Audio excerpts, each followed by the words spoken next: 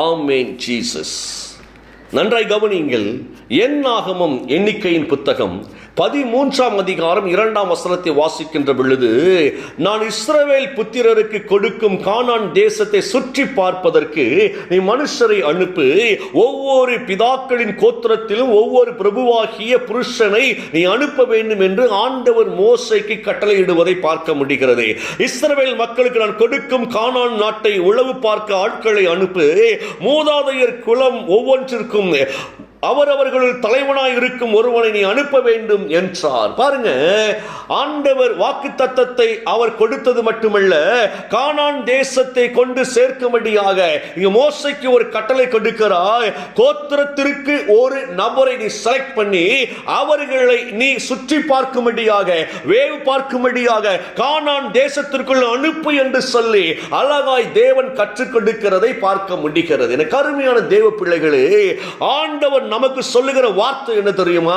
நீ நன்றாய் நன்றாய் நன்றாய் சுகமாய் இருக்கும்படியாக நீ எல்லாவற்றிலும் நீ போய் சுற்றி பார் என்று அவர் சொல்லுகிற ஒரு காரியமாய் இருக்கிறது. உதாரணத்துக்கு சொல்லுகிறேன், நம்ம ஒரு இடத்துல போய் சுற்றி பார்க்க போவதற்கு முன்பதாக அந்த இடத்தை குறித்து நம்ம அறிந்து கொள்வோம். அப்படித்தானே? அந்த இடத்துல எப்படிப்பட்ட ஆறுகள் எல்லாம் இருக்கிறது, எப்படிப்பட்ட இடங்கள் எல்லாம் இருக்கிறது. இன்றைக்கு ஆன்லைன்ல போய் கூகுள்ல போய் நம்ம என்ன செய்வோம் அப்படின்னா, சர்ச் பண்ணி இந்த இடங்களுக்கு போகலாமா வேண்டாமா, இங்க போவதற்கு எப்படியெல்லாம் வழி உண்டாக்கப்பட்டு இருக்கிறது என்றெல்லாம் சொல்லி நம்ம ஆராய்ந்து அறிந்து அதுக்கப்புறம் ஒரு பிளான்ல நம்ம அந்த ஊருக்கு அந்த இடத்துல போய் டூர் போகும்படியாக சில காரியங்களை நம்ம ஏற்படுத்துவோம். உண்மைதான் அது. சரியா உங்களுக்கு? அப்போ ஒரு டூர் போக வேண்டும் என்றாலும் கூட, ஒரு இடத்தை சுற்றி பார்க்க வேண்டும் என்றாலும் கூட, அதற்கு முன்பதாக நம்ம அங்கே போய் எப்படி இருக்க முடியும், என்னென்ன லாட்ஜ் எல்லாம் இருக்கிறது, ரூம் போட முடியுமா, இல்லை என்ன செய்ய முடியும் என்றெல்லாம் பல திட்டங்களை போட்டு ஒரு காரியத்தை நடப்பிக்கிறோம். இங்க ஆண்டவர் ரொம்ப அழகாய் மோசேயோடு பேசுகிற காரியம் என்ன தெரியுமா? நீ போய் அந்த ஜனங்களை அனுப்பி சுற்றி பார்க்கும்படி சொல், வேவு பார்க்கும்படி சொல் அப்படின்னு சொல்லி ஆண்டவர் அனுப்புகிறாருங்க. ஏன்னா வாக்குத்தத்தம் பண்ணினவர் உண்மை உள்ளவர் அல்லவா? ஆண்டவர் ரொம்ப அழகா இந்த காரியத்தை நமக்கு வெளிப்படுத்துவதை பார்க்க முடியும். ஆண்டவர் மோசே அழைக்கின்ற போது என்ன சொல்லுவார் அப்படின்னா, கானான் என்கின்ற தேசத்திற்கு, பாலும் தேனும் ஓடுகிற தேசத்திற்கு நான் இஸ்ரவேல் ஜனங்களை கொண்டு போய் சேர்க்கும்படியாக இறங்கி வந்திருக்கிறபடினாலே, மோசே நீ பார்வோன் இடத்துல போய் அந்த ஜனங்களை அழைத்துக் கொண்டு வர வேண்டும், மீட்டுக் கொண்டு வர வேண்டும் என்று சொல்லி மோசேக்கு ஆண்டவர் அவர் தரிசனம் வெளிப்படுத்தின காரியம். கானான் தேசத்தை ஜனங்கள் அனுபவிக்க வேண்டும், ஆசீர்வாதங்களை அனுபவிக்க வேண்டும், பாலும் தேனும் ஓடுகிற தேசத்தை அனுபவிக்க வேண்டும் என்று சொல்லி தெளிவாய் தேவன் தீர்மானம் பண்ணினபடியினாலே ஆண்டவர் இறங்கினார். நல்ல கவனிங்க, ஆண்டவர் எப்படி இறங்கினாராம்? தீர்மானம் பண்ணினபடியினாலே இறங்கினார். என்ன தீர்மானம் பண்ணினார்? இஸ்ரவேல் ஜனங்கள் போராடி கொண்டிருக்கிறார்கள், கடினமான சூழ்நிலைகளை கடந்து போய் கொண்டிருக்கிறாங்க, 400 ஆண்டுகள் உபத்திரவப்பட்டாச்சு, இந்த ஜனங்களை விடுதலையாக்க வேண்டும் என்று சொல்லி ஆண்டவர் தீர்மானம் பண்ணி, அதாவது விடுதலை ஆக்க வேண்டும் என்கிற ஒரு தீர்மானம் ஒன்று, கானான் என்கிற தேசத்தில் கொண்டு போய் சேர்க்க வேண்டும் என்கிற தீர்மானம் ஒன்று. நல்ல கவனிங்க இந்த வார்த்தையை. ஒன்றாவது விடுதலையாக்க வேண்டும், இரண்டாவது கானானுக்குள் அவர்களை கொண்டு சேர்க்க வேண்டும். கானான் எப்படிப்பட்ட தேசமா? பாலும் தேனும் ஓடுகிற ஒரு மகிமையின் தேசம் என்பதை ஆண்டவர் அறிந்தபடியினாலே அந்த இஸ்ரவேல் ஜனங்களுக்கு அந்த இடம் தகுதியானது என்று சொல்லி தேவன் தீர்மானித்தபடியினால அங்கு கொண்டு சேர்த்து ஜனத்தை ஆசீர்வதிக்க தேவன் விரும்பினார். நல்ல கவனிங்க இந்த வார்த்தையை. அப்ப தேவன் எவ்வளவு நல்லவர் முதல்ல யோசிக்கணுங்க.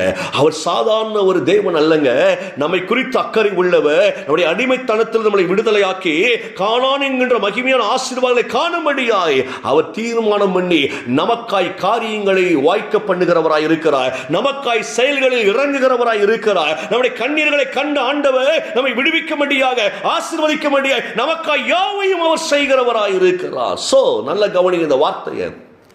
உங்களுக்கும் எனக்கும் ஆண்டவர் நன்மை செய்கிறவர். இப்ப மோசே சொல்ற நீ அனுப்புப்பா அப்படிங்கிறார். ஆனா இதுல என்ன ஒரு பிரச்சனை நடந்துச்சு அப்படின்னா, நீ நன்றாய் கவனித்தீங்கன்னா தெரியும், மோசே என்ன சொன்னாரு? கானானை சுற்றி பார்க்க அனுப்பு, கானானை போய் வேவு பார்க்க அனுப்பு அப்படின்னு சொன்ன வார்த்தையோட மோசே நிறுத்தி இருந்திருக்கலாம். ஆனா மோசே செய்த காரியம் என்ன தெரியுமா? எக்ஸ்ட்ரா பிட் எல்லாம் போட்டு அந்த ஜனத்தோடு பேசுவதை பார்க்க முடியும். சில நேரங்களில் பார்த்தீங்கன்னா ஒரு சின்ன விஷயத்தை நம்ம எக்ஸ்ட்ரா பிட் எல்லாம் போட்டு பயங்கரமா டெவலப் பண்ணி சொல்லுவோம் பாருங்களேன். அது எந்த அளவுக்கு பாதிப்பை உண்டாக்குறது அதுக்கு அப்புறம் தான் நமக்கு தெரியும். இந்த எக்ஸ்ட்ரா பிட் இருக்கு பாருங்களேன், அவை அனைத்தும் நமக்கு எதிரான காரியமாக செயல்படும். இங்க மோசே என்ன செய்கிறார் தெரியுமா? அந்த இஸ்ரவேல் ஜனங்களுடைய கோத்திரத்திற்கு 12 பேரை செலக்ட் பண்ணுகிறாரு. ஆண்டவர் சொன்னபடி அனுப்பி இருக்கலாம். அவர் அனுப்புவதற்கு முன்பதாக மோசே அதை என்னாகமம் 13ஆம் அதிகாரம் 17 முதல் வாசிக்கின்ற பொழுது அவர் சில ஆலோசனைகளை கொடுக்கிறார். என்ன ஆலோசனை தெரியுமா?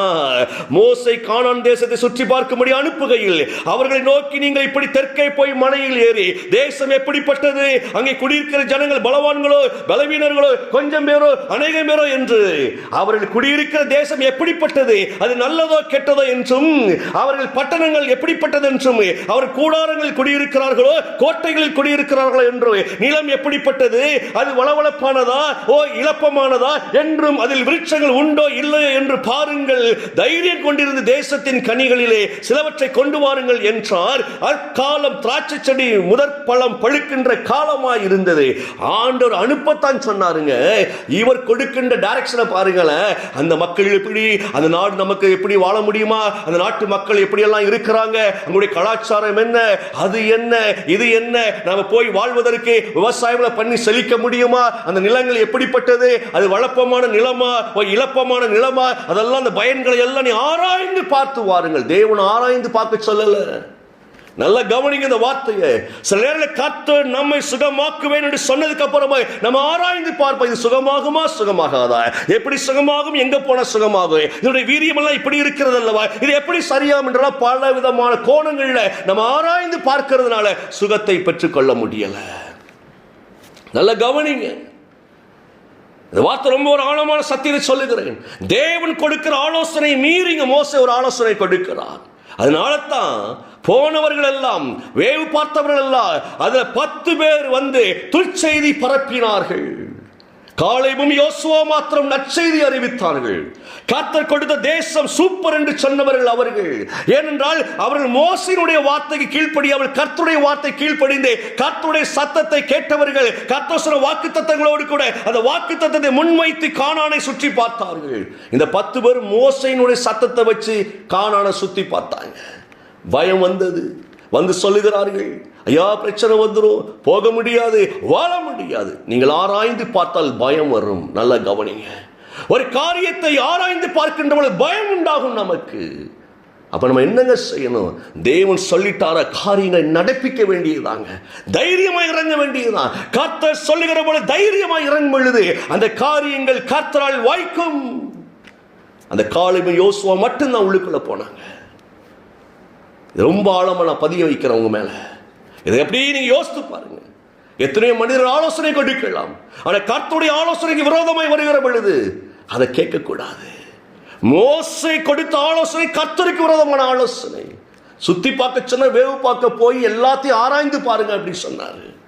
தேவன் ஆராய்ந்து பார்க்க சொல்லல. நான் நீ சொல்றேன், ஆராய்ச்சி என்பது பயத்தை உண்டு பண்ணும். ஆனால் கர்த்தருடைய வார்த்தைக்கு அப்படி கீழ்ப்படிவது ஆசீர்வாதங்களை உண்டாக்கும். அப்படி கண்களை மூடி ஆண்டவரை நோக்கி சொல்லுவோம். ஆண்டவரே, அநேக நேரங்களில் நாங்கள் ஆராய்ந்து ஆராய்ந்து பயத்தில் விழுந்து விடுகிறோம். இன்னைக்கு இந்த வார்த்தைகளை உபை பண்ணுகிறோம், கீழ்ப்படிகிறோம். நீ சொன்ன வார்த்தை அப்படி நாங்கள் நிரூபிக்கும்படியாய் நடக்கும்படியாய் எங்களை அர்ப்பணிக்கிறோம். தொடர்ந்து ஆண்டவரே எங்களை வழி நடத்துங்க. இணைந்திருக்கிற ஒரு பிள்ளைகளை ஆசீர்வதிப்பீராக. இயேசுவின் நாமத்தில் ஜெபிக்கிறேன் நல்ல பிதாவே. ஆமென், ஆமென்.